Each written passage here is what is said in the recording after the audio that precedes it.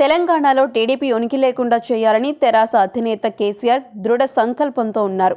తన తొలి జమానాలోనే టీడీపీని నామరూపాలు లేకుండా చేసిన గులాబీ దళపతి ఈసారి తెలుగుదేశం పార్టీ ఉనికి తెలంగాణలో లేకుండా చేయాలని భావిస్తున్నారు.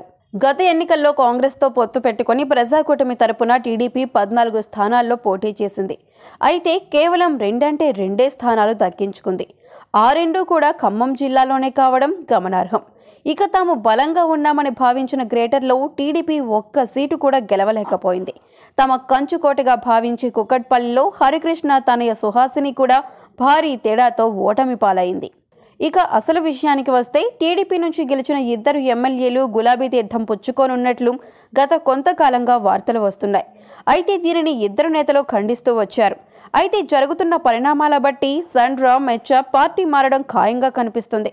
మెచ్చ తాను టీడీపీని వీడే ప్రసక్తి లేదని పలు సందర్భాల్లో స్పష్టం చేయగా తాను ఎలాంటి నిర్ణయం తీసుకోలేదని సండ్ర ఇటీవల వివరణ ఇచ్చారు.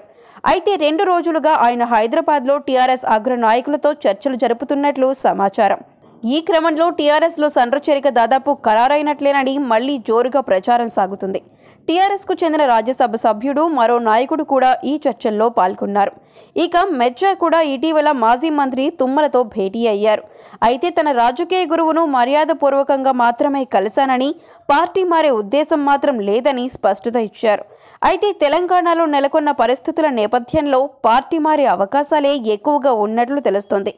కుదిరితే సండ్ర మెచ్చ ఇద్దరు, లేకుంటే సండ్ర ఒక్కరైనా ఎమ్మెల్యేల పదవి ప్రమాణానికి ముందే పార్టీ మారడం ఖాయమని తెలుస్తోంది. మరిన్ని అప్డేట్స్ కోసం మా కాయ్ టీవీని సబ్స్క్రైబ్ చేసుకోండి. మా వీడియో కనుక మీకు నచ్చినట్లయితే లైక్ చేయండి, షేర్ చేయండి. మీ విలువైన అభిప్రాయాలను కామెంట్ బాక్స్లో తెలియజేయండి.